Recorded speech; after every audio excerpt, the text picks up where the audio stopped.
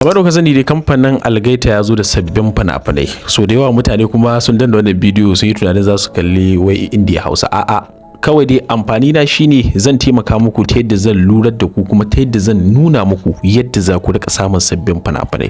Abu na farko wato shine za ku yi mana magana ta wannan number kamar da kuka na rubuta ta ƙasa. Za ku yi min magana idan kuka yi min magana cikin iyawa Allah insha Allah zan tabbatar da na amsa muku gwargwado sannan kuma na biya muku bukatunku cikin gaggawa. Kamar da kuka san dai sunana Muhammad Abdul ne shugaban sashi na reshen arewacin Najeriya wanda yake mu'ammali da abin da ya shafi dallalai waɗanda suke kasuwancin harkar Indiya Hausa da dai sauransu. Ga wanda suke yan dalolin za ku iya mana magana, za ku iya min magana domin ku ji yanayin yadda tsare-tsaren mu suke ta yadda za ku rika samun duk wasu sabbin fina-finai ta yadda za ku iya kasuwanci da shi ta hanya tsaftatacciya.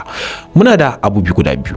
Abu guda biyu wato shine muna da hanyoyi guda biyu waɗanda za mu iya tura maka fina-finai su shigo cikin wayarka sannan kuma kama iya kallo sannan kuma kama iya tura abokanayenka ko kuma waɗanda suke kusa da kai. Hanya ta farko wato ita ce muna amfani da manhajar WhatsApp, wato muna da group wato channel ta WhatsApp wadda zaka iya samun duk wasu sabbin fina-finai da kake bukata. Hanya ta biyu kuwa muna amfani da Telegram kenan, wato Telegram application kenan. Da yawan mutane da suke Cote d'Ivoire, Niger, Cameroon da sauransu wannan application yana masifar wahal da su. To sai dai kuma kamfani mun yi shawara muka bude muku group na kan WhatsApp wanda zai taimaka muku ta yadda za ku rika samun sabbin fina-finai. To sai dai kuma shiga wannan group din yana buƙatar abu guda ɗaya zuwa biyu. Abu guda ɗaya, abu na farko wato shine akwai buƙatar ka sauke WhatsApp.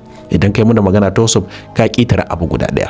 Abu na biyu wato shine ka tabbatar da cewa ka shirya, wato domin kuwa babu abin da ake yin sa a kyauta. Domin kamfani da ya tashi ɗaukar kayan aiki so kwamfuta ya so kayan haɗa-haɗensa ba kyauta aka bashi da ya je kasuwa ba. Abin da ke son ku gane wato nan shine akwai buƙatar zaka biya wasu 'yan kuɗi waɗanda zaka iya shiga wannan group din. Wayannan kuɗi ba su taka kara sun karya ba, wanda zan iya cewa idan kai mana magana duk wani abin da yake iya yiwuwa za mu tabbatar da mu yi maka shiya.